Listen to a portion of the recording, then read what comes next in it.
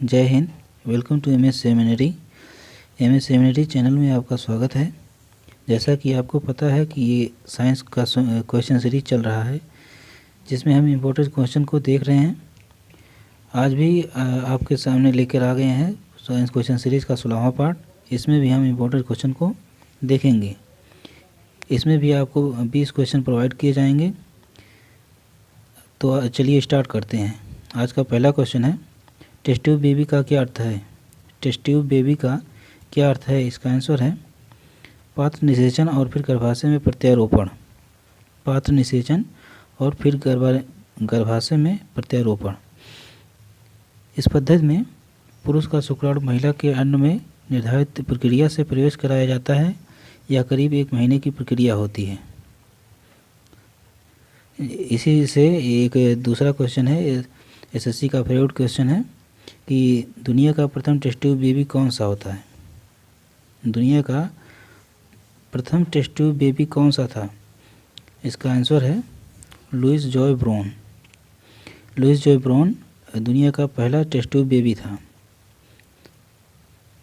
Next question है, liver में भविष्य के लिए कौन सा विटामिन भंडारित रहता है?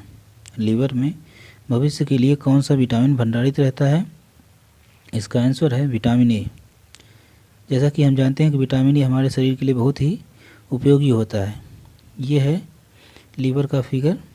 इसमें आप देख सकते हैं लीवर की संरचना किस प्रकार से है। इसमें 2 लोब होते हैं, एक लेफ्ट लोब और दूसरा राइट लोब।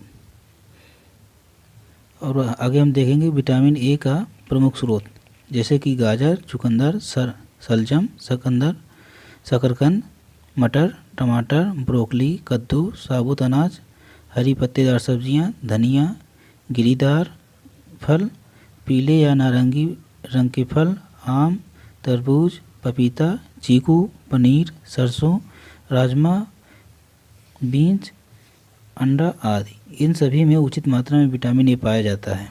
फिर आगे हम देखेंगे कि विटामिन ए की कमी से क्या नुकसान होता है। विटामिन ए हमारे शरीर की त्वचा, बाल, नाखूनों आदि के लिए लाभदायक होता है। विटामिन ए की कमी से निम्न नुकसान हो सकते हैं, जैसे कि कमज़ोर दांत, थकान, रूखे बाल, रूखी त्वचा, साइनस, बार बार दस्त होना, जिसे क्रोनिक डायरिया भी कहते हैं, निमोनिया, सर्दी, जुकाम, वजन घटना, नींद ना आना, नाइट ब्लाइंडनेस, जिसे रतौंधी भी कहते हैं।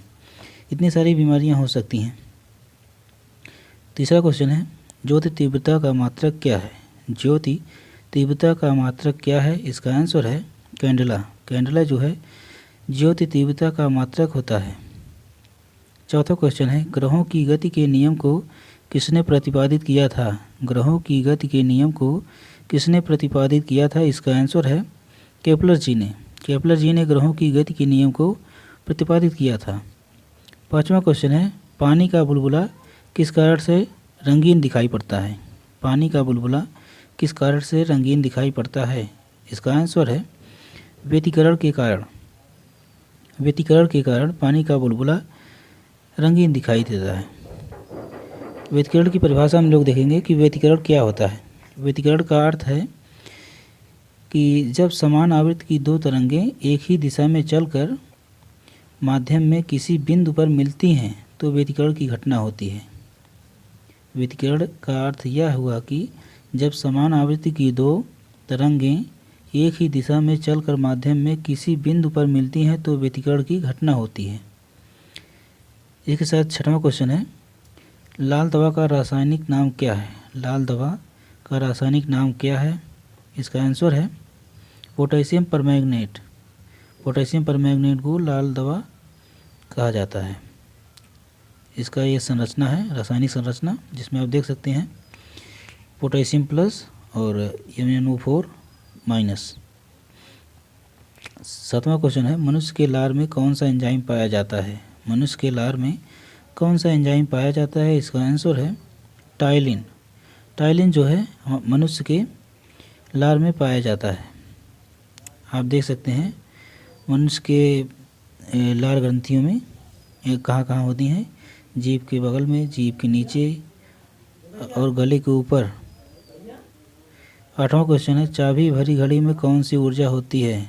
चाबी भरी घड़ी में कौन सी ऊर्जा होती है? इसका आंसर है स्थितिज ऊर्जा। गतिज ऊर्जा का ये फार्मूला है K = 1/2 mv²। 9वां क्वेश्चन है तेल दीप अर्थात दीपक की बत्ती में तेल किस कारण ऊपर चढ़ता है? तेल दीपक या दीपक की बत्ती में तेल किस कारण ऊपर चढ़ता है? इसका आंसर है केशिकत्व के कारण। ये दीप देख सकते हैं, इसमें एक बत्ती होती है जिसमें तेल धीरे धीरे रिस करके ऊपर की तरफ चढ़ते रहता है और दीपक जलता रहता है। 10वां क्वेश्चन है सोनार अधिकांशतः किसके द्वारा प्रयोग में लाया जाता है? सोनार अधिकांशतः किसके द्वारा प्रयोग में लाया जाता है? इसका आंसर है नौसंचालकों के द्वारा। नौसंचालक जो होते हैं, जैसे नेवी की फोर्स हुई या कोई सामान की ढुलाई हुआ तो समुद्र से ढुलाई होती है जहाज़ पे, तो वहाँ पर जो है सोनार की जो है उपयोग किया जाता है। 11वां क्वेश्चन है शरीर में ऑक्सीजन की पूर्ति किसके माध्यम से होती है? शरीर में ऑक्सीजन की पूर्ति किसके माध्यम से होती है? इसका आंसर है लाल रक्त कोशिकाओं द्वारा। लाल रक्त कोशिकाओं द्वारा शरीर में ऑक्सीजन की पूर्ति की जाती है। ब्लड सेल में जो है ब्लड वेसल्स में रेड ब्लड सेल और वाइट ब्लड सेल इसी प्रकार बहती रहती हैं। 12वां क्वेश्चन है मस्तिष्क संबंधी बीमारियों का निरूपण किसके द्वारा होता है? मस्तिष्क संबंधी बीमारियों का निरूपण किसके द्वारा होता है? इसका आंसर है EEG के द्वारा, इलेक्ट्रोइंसेफ्लोग्राम। इलेक्ट्रोइंसेफ्लोग्राम ये देखिए इस प्रकार से मस्तिष्क में ये यंत्र लगाया जाता है और फिर कंप्यूटर में इसकी रीडिंग देखी जाती है। 13वां क्वेश्चन है बर्ड फ्लू फैलाने वाले वायरस का क्या नाम है? बर्ड फ्लू फैलाने वाले वायरस का क्या नाम है? इसका आंसर है H5N1 वायरस। H5N1 वायरस ये देख सकते हैं आप। H5N1 वायरस की संरचना इस प्रकार होती है। ये जो बड़ा बड़ा सा दिख रहा है खंभे जैसा, ये H5 का साइन है और फिर ये N1 का ये छोटा वाला। इंसानों में कैसे फैलता है बर्ड फ्लू? बर्ड फ्लू इंसानों में तभी फैलता है जब वो किसी संक्रमित पक्षी के संपर्क में आए हों। ये करीबी संपर्क कई मामलों में अलग अलग हो सकता है। कुछ लोगों में से संक्रमित पक्षियों की साफ सफाई से फैल सकता है। कुछ रिपोर्ट्स के मुताबिक चीन में ये पक्षियों के बाजार से फैला था। 14वां क्वेश्चन है स्तनधारियों में सबसे अधिक तापमान किस जीव का होता है? स्तनधारियों में सबसे अधिक तापमान किस जीव का होता है? इसका आंसर है बकरी का। इसका 39 डिग्री सेल्सियस होता है। 15वां क्वेश्चन है गुरुत्वीय त्वरण का मान कितना होता है? गुरुत्वीय त्वरण का मान कितना होता है? इसका आंसर है 9.8 मीटर प्रति सेकेंड स्क्वायर। गुरुत्वीय त्वरण का मान 9.8 मीटर प्रति सेकेंड स्क्वायर होता है। गुरुत्वीय त्वरण की परिभाषा क्या होती है? इसको हम देखेंगे कि पृथ्वी का आकर्षण बल के कारण प्रत्येक वस्तु पर आकर्षण बल लगाती है। पृथ्वी आकर्षण बल के कारण प्रत्येक वस्तु पर आकर्षण बल लगाती है और इस बल की दिशा पृथ्वी के केंद्र की तरफ होती है। इस बल की दिशा पृथ्वी के केंद्र की तरफ होती है। पृथ्वी द्वारा प्रत्येक वस्तु पर आरोपित इस बल को गुरुत्वीय बल कहा जाता है। न्यूटन के गति के दूसरे नियम के अनुसार जब किसी वस्तु पर बल कार्य करता है तो उसमें त्वरण A बराबर F/m, जहाँ F बराबर बल होता है और m वस्तु का भार होता है, उत्पन्न हो जाता है। अतः पृथ्वी की गुरुत्वीय बल के कारण वस्तु में भी एक त्वरण उत्पन्न हो जाता है। इस गुरुत्व बल द्वारा उत्पन्न त्वरण को ही गुरुत्वीय त्वरण कहते हैं। 16वां क्वेश्चन है सूर्य के लिए पलायन वेग का मान कितना होता है? सूर्य के लिए पलायन वेग का मान कितना होता है? इसका आंसर है 42 किलोमीटर प्रति सेकेंड। 42 किलोमीटर प्रति सेकेंड सूर्य का पलायन वेग मान होता है। पलायन वेग की परिभाषा क्या होती है इसको हम देखेंगे कि वह न्यूनतम वेग जिसे किसी वस्तु को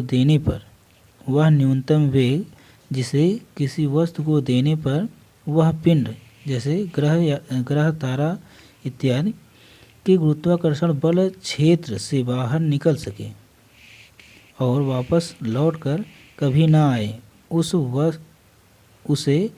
वस्तु का उस न्यूनतम वेग को पलायन वेग कहते हैं। वह न्यूनतम वेग जिसे किसी वस्तु को देने पर वह पिंड की गुरुत्वाकर्षण बल क्षेत्र के बाहर निकल सके और वापस लौटकर कभी ना आए, उस न्यूनतम वेग को पलायन वेग कहते हैं। जैसे पृथ्वी का पलायन वेग 11.2 किलोमीटर प्रति सेकंड होता है और चंद्रमा का पलायन वेग 2.37 किलोमीटर प्रति सेकंड होता है। 17वां क्वेश्चन है, किस यंत्र से वायुमंडलीय दाब मापा जाता है? किस यंत्र से वायुमंडलीय दाब मापा जाता है? इसका आंसर है बैरोमीटर। बैरोमीटर से हम वायुमंडलीय दाब मापते हैं। यह है बैरोमीटर। नोट में देखेंगे हम लोग कि अगर बैरोमीटर का पाठ्यांक तेज़ी से नीचे गिरता है तो आंधी आने, और अगर इसका पाठ्यांक धीरे धीरे नीचे गिरता है तो वर्षा आने की संभावना होती है। एक बार फिर से कि अगर बैरोमीटर का पाठ्यांक तेज़ी से नीचे गिरता है तो आंधी आने, और अगर इसका पाठ्यांक धीरे धीरे नीचे गिरता है तो वर्षा आने की संभावना होती है। 18वां क्वेश्चन है, बर्फ़ के दो टुकड़ों को दबाने पर आपस में क्यों चिपक जाते हैं? बर्फ़ के दो टुकड़ों को आपस में दबाने पर क्यों चिपक जाते हैं? इसका आंसर है दाब अधिक होने के कारण बर्फ़ का गलनांक घट जाता है। दाब अधिक होने के कारण बर्फ़ का गलनांक घट जाता है। 19वां क्वेश्चन है, शुद्ध जल का घनत्व कितना होता है? शुद्ध जल का घनत्व कितना होता है? इसका आंसर है 1 ग्राम प्रति सेंटीमीटर क्यूब या 10⁻³ ग्राम प्रति मीटर क्यूब। 20वां क्वेश्चन है, बर्फ़ का घनत्व कितना होता है? बर्फ़ का घनत्व कितना होता है? इसका आंसर है 0.9 ग्राम प्रति सेंटीमीटर क्यूब। ये आज का लास्ट क्वेश्चन था। Thanks for watching.